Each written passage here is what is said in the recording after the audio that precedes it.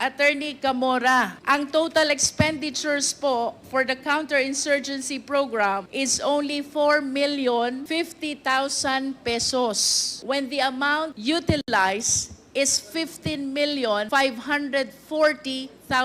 pesos. Mayroon pong nawawala 10,490,000 pesos. Saan po kaya napunta itong diferensya ng nasabing amount? The total amount of confidential fund, which is 15,540,000 pesos. Ang question, saan naman po kaya nadala itong nawawalang 11 million? I wish to believe that the confidential fund of the Department of Education was not properly recorded at its best, or misspent, or misappropriated at its worst. There is a prima facie case of malversation.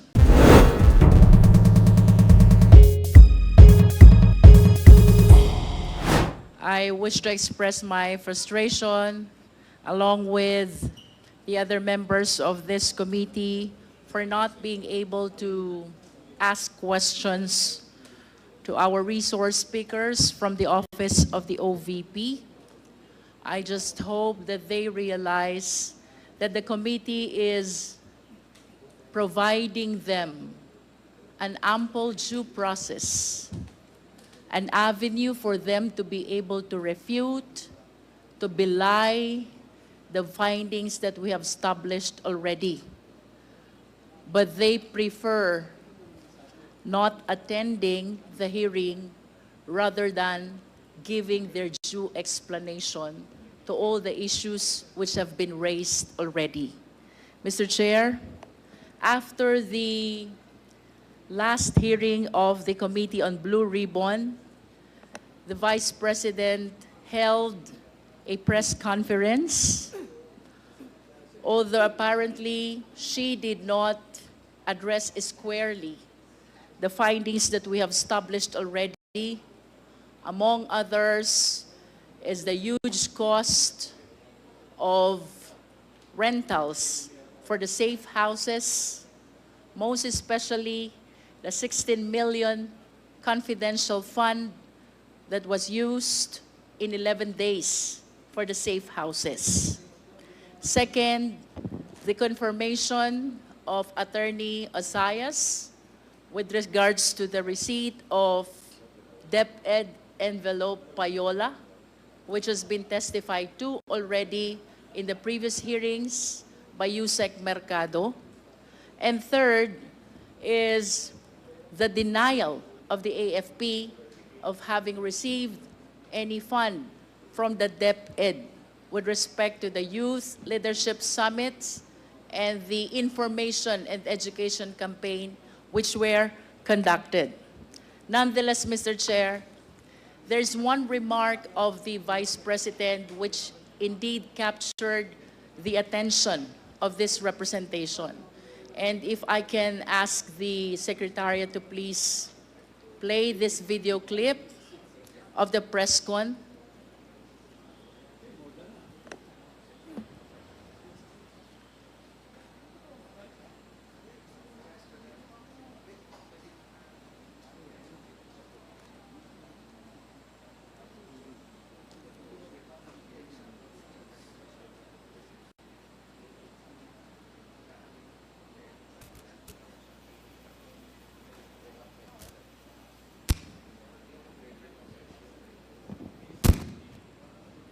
Since we're having some technical problem, let me share with you what she said during that press con.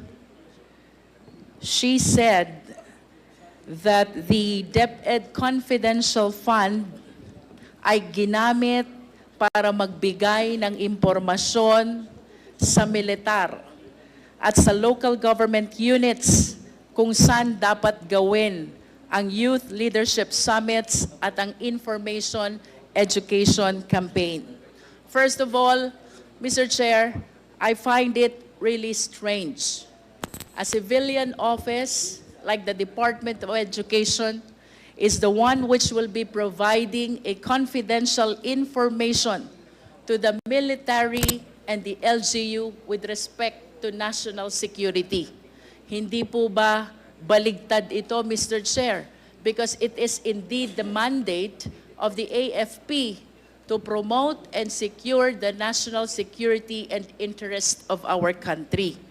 Pero dito po sa naging pronouncement ng ating Vice Presidente, she said, ang confidential fund ng Department of Education ay ginamit para magbigay ng impormasyon sa militar at sa LGU kung saan dapat gawin ang youth leadership summits at ang information education campaign. Mr. Chair, I wish to invite the attention of the committee to the certifications that were issued by the AFP and were submitted by the DepEd to COA in support of the utilization of the DepEd Confidential Fund, and the same provides YLS and IECs are conducted to prevent recruitment of teachers and students by terrorists and insurgents. May we request Attorney Camora to please confirm kung ito nga po ba ay nakasaad sa certifications ng AFP. Attorney Camora. Mr. Chair. The certification submitted by AFP to DepEd and which were subsequently submitted by DepEd to COA in support of the utilization of the DepEd Confidential Fund provides, among others, that YLS and IECs are intended to prevent recruitment of teachers and students by insurgents and rebels. That is what is contained in the certification, Mr. So you Chair. confirm? Yes, Mr. Chair. And having said so, Mr. Chair, we must understand that there are 4 existing programs of DepEd. And I wish to know also from COA, sang program po ba pumasok ito? Because we have to understand that each program has their corresponding expenditure of the confidential fund. Can we please flash each program along with the corresponding expenditures? The program includes counterinsurgency, abuse prevention and control, anti-illegal activities, and anti-extremist or terrorism activities. Ang bawat programa pong ito ay may kanya-kanyang expenditures ng confidential fund. And if we can show this table, Secretariat, please. The table shows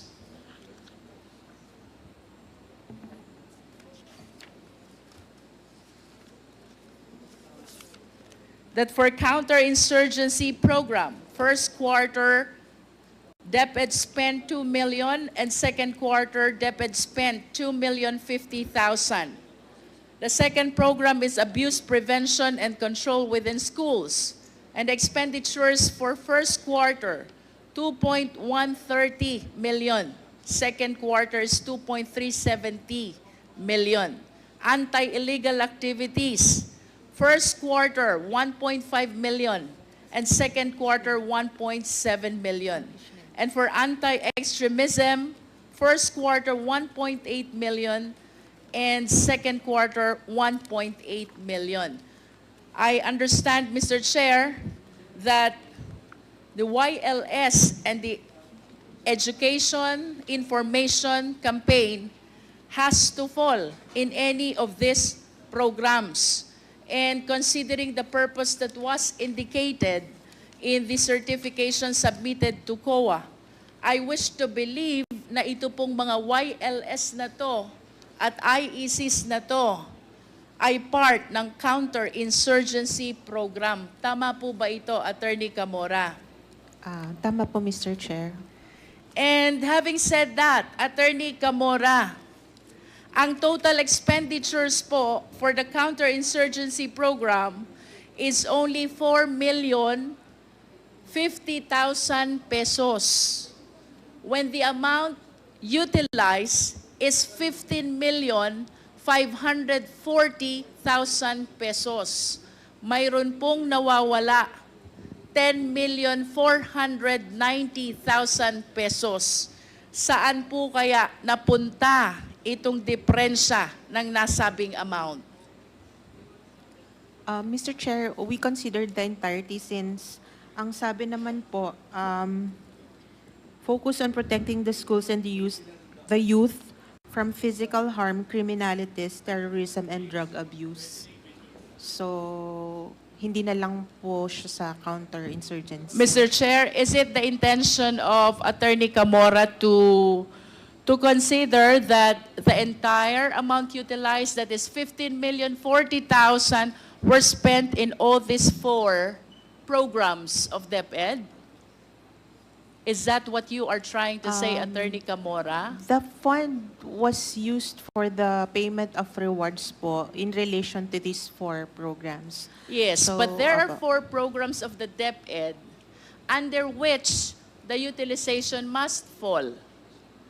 Kaya ang tanong ko po sa inyo kanina, when the certification provides that YLS and IECs are conducted to prevent recruitment of teachers and students by extremists and terrorists, ito po ba ay tamang nasa ilalim ng counterinsurgency program? Yes, Mr. Chair. Because if so, since most of the expenses, or I should say all, of the 15,540,000 was utilized for this YLS and IECs, ang napapaloob pong expenditures for counterinsurgency program is only 4,050,000. Hinahanap ko po, Attorney Camora, saan po napunta yung 10,490,000? Ayun nga po.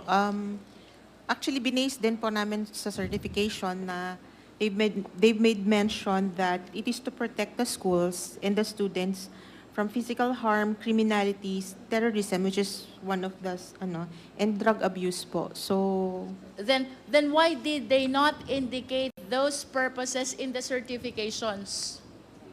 it's on the certification po. I'm reading from the certification po. The certification provide for prevention of recruitment by the terrorists and rebels. Am I correct, Attorney? Yes, Mr. Chair. Ano pa po bang ibang purpose ang nakasaad sa certification? Mayroon pa po bang ibang purpose? Nakalagay po kasi, also because of this exchange of information, we were able to perform our civil military combat and intelligence operations in our AOR with focus on protecting the schools, their students, and the youth from physical harm, criminalities, terrorism, and drug abuse. So from your point of view, Attorney Tamora, saang program po ba napapaloob itong YLS at IECs? Sa anti-insurgency. If you are saying that this falls under the anti-insurgency program, ano naman pong activities kaya ang kinonduct ng DepEd in line with their abuse prevention, anti-illegal activities, and anti-extremism?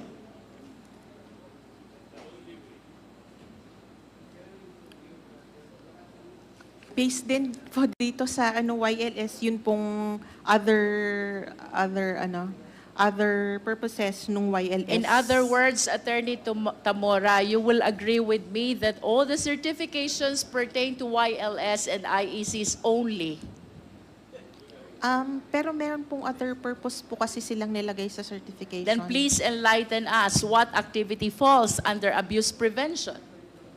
What activity falls under anti-illegal activities? I think the YLS activities also included, yun nga po, lectures on drug abuse, criminalities. Are you not particular about defining, identifying, sang programa po ba ito napapaloob? How are you able to account the expenditures if you are not even aware kung saan programa kasama yung mga activities ng DepEd? I think that was not part of the yung naging part nung review nito. Dahil nung nagpasubmit po kami ng sa rewards. I will raise the same question for the last time, attorney. You were saying that the YLS and the IEC fall under counterinsurgency program. Yes, Mr. And that is Chair. only 4,050,000. Yes, Mr. Way Chair. below the 15,040,000 confidential fund that was utilized by DepEd. What therefore are the activities that fall under abuse prevention first? Mr. Chair, ito lang po yung naging basis namin, Mr. Chair. I understand that this 15 million is not even a subject matter of an AOM or an ND. Tama po ba ako? It was a subject matter of AOM po. And then what happened with the AOM? And then this is their answer, yung certification po. And you simply adopted this. Yes po. And you agree with me that it is not clear with COA kung anong activity ang pumasok in every or each of the 4 programs. Hindi na po namin kinategorize, Mr. Chair. I wish to invite the attention of the committee to the total amount spent for all these programs. Nasa ilalim po, first quarter is 7.5, and then second quarter is 8.31. How can you give us a clear presentation on how this 15 million was utilized if you could not identify under which program every activity falls?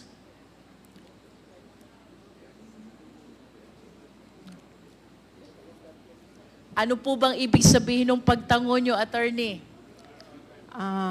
Yun po, hindi po na-consider nung nag-evaluate po na i-categorize siya according to the programs of the DepEd. But can you confirm to us, yun po bang certifications na sinasabi nyo, which is stated that YLS and IECs are intended to prevent recruitment?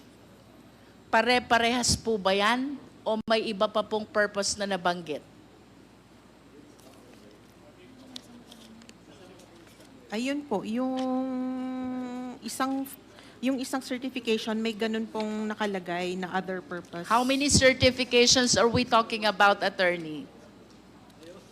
Dalawa lang. For the entire 15,040,000 pesos confidential fund of Pero DepEd. ilan?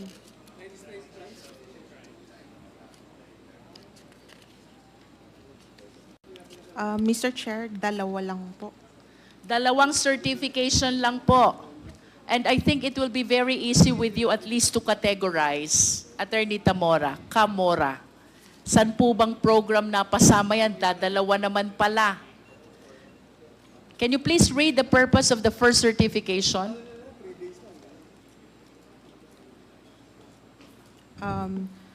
These combined activities benefited 1,300 participants for the YLS and 8,754 students for the IEC. These collaborative efforts with the DepEd, Region 1, NICA, Regional Office 1, and OPAPRU were conducted to insulate the students from exploitation by the communist terrorist groups and inform them of the ills of terrorism and communism. Would you agree with me that that is counterinsurgency program? Yes, Mr. How Chair. much is the amount indicated? There is no amount indicated in this particular There is no amount certification. indicated. How about the other certification? Can you please read to us? Only the first purpose po. Kasi, Mr. Chair, there is a second purpose in this one. What which is the second purpose? Yung first po na binasa ko na about criminalities, terrorism, and drug abuse. And then, Is there any third and fourth purposes? No, Mr. Chair. Wala na. First Opo. and second. Yes, Mr. So in Chair. other words, the certifications provide, first is the counterinsurgency, and second, it encompasses the 3 other remaining programs. Yes, Mr. Chair. However, I wish to manifest, Mr. Chair, that the COA should be able to identify under which program each expenditures fall, because if I will be basing our interpretation to the certification which states as primary purpose that the YLS and IECs are conducted to prevent recruitment, then it means that the program which is being implemented by DepEd is the counterinsurgency program. And considering that the amount which was spent for this program is only 4,050,000, I wish to be enlightened, magkano kaya yung nagastos for the abuse prevention, magkano kaya ang nagastos para sa anti-illegal activities, at magkano kaya ang nagastos para sa anti-extremism. It is my humble submission, Mr. Chair, that the COA should be able to identify this, to be able to give a clear presentation and account of the public funds which were utilized by the Office of the Department of Education. Mr. Chair, moving to my second observation,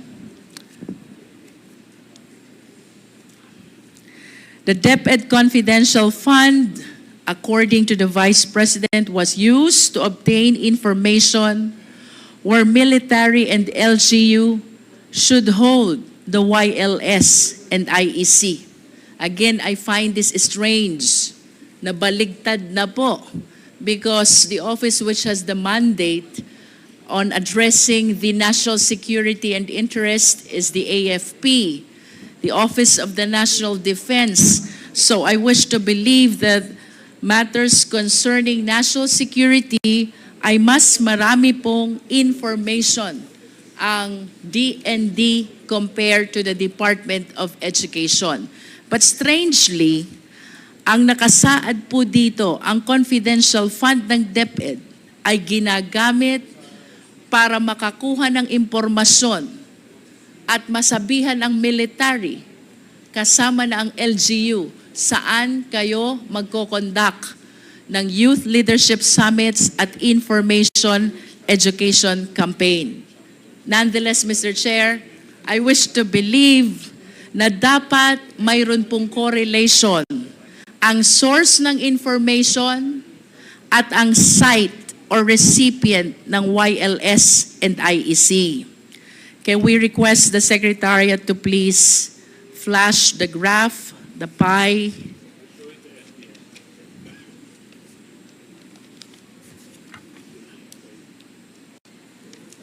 Mr. Chair, the payment of rewards indicated in our graph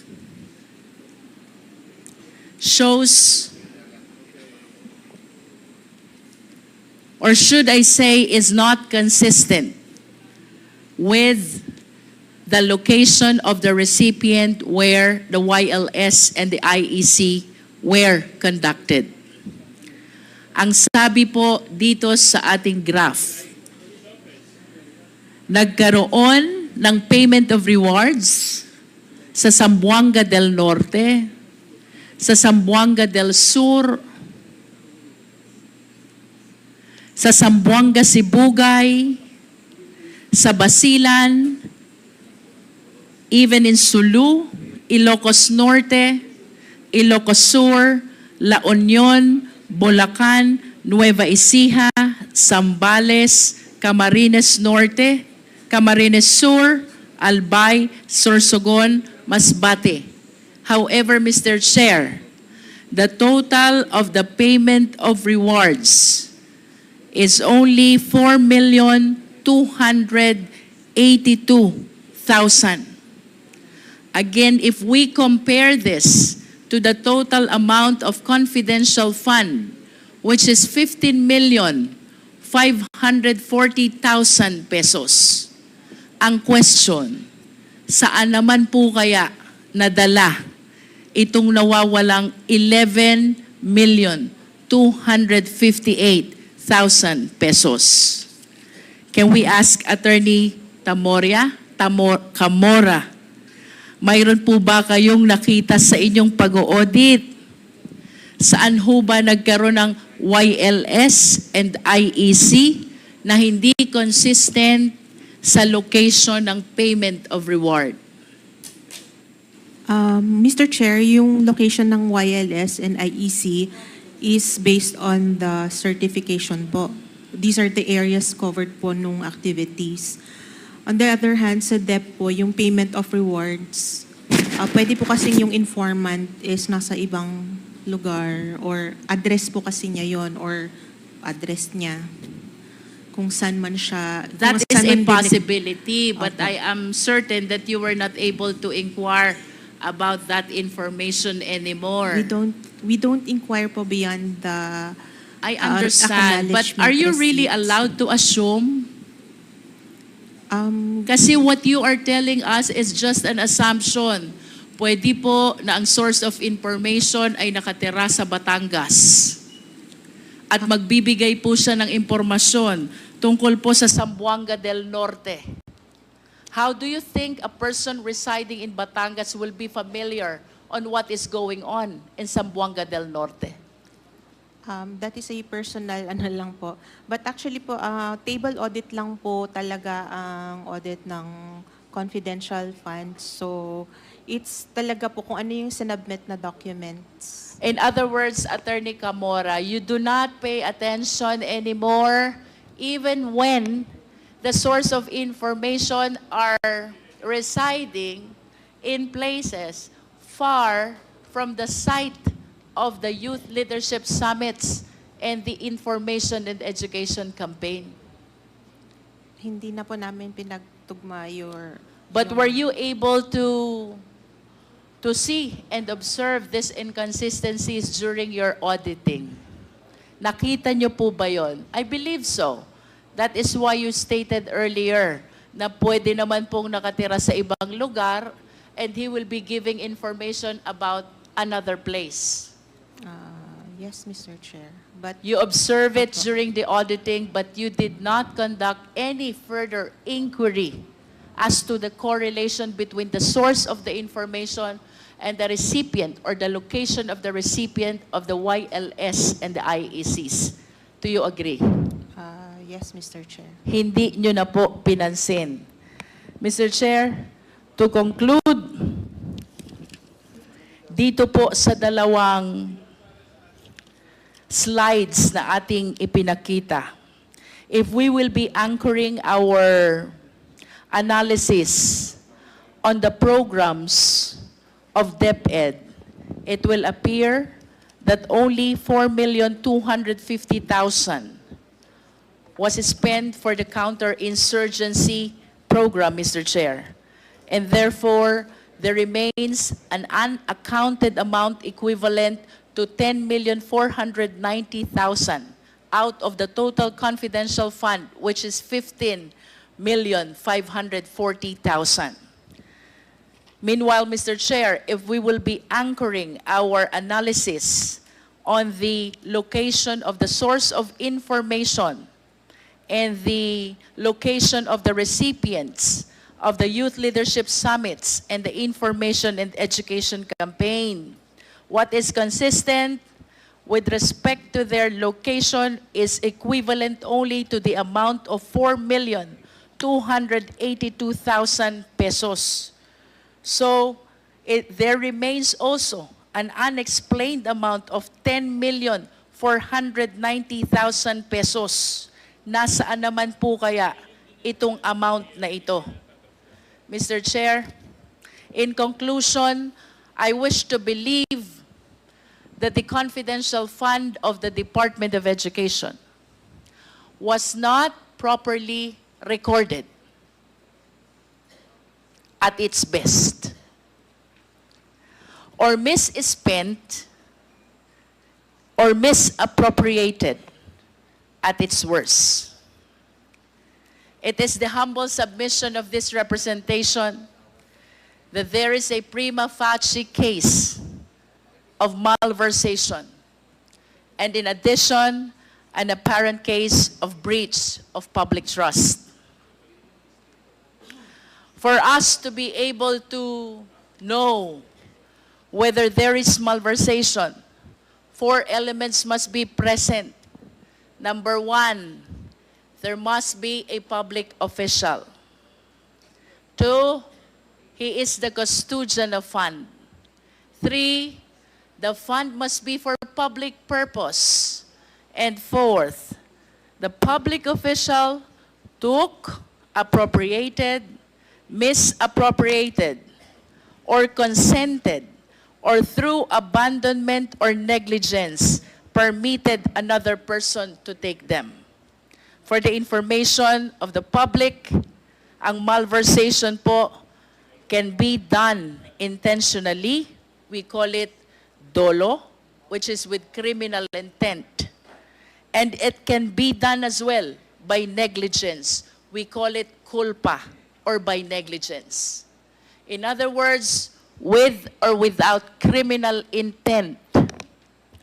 If the 4 elements are present, which I believe they are present, there's a prima facie case of malversation. With respect to the breach of public trust, this is the violation of public's confidence in a public officer's ability to serve with integrity, impartiality, and in accordance with law. Public trust is mandated by no less than the fundamental law of the land. That is the Philippine Constitution. We wish to express our utmost trust and confidence to the 19th Congress of the Philippines in addressing the apparent infractions of our rules on malversation and breach of public trust. And to the Filipino people, Mr. Chair, rest assured that this committee will legislate the necessary laws to safeguard not only confidential fund, but all public funds. Likewise, we commit to recommend the filing of the necessary actions against people found liable for committing these infractions. Thank you, Mr. Chair.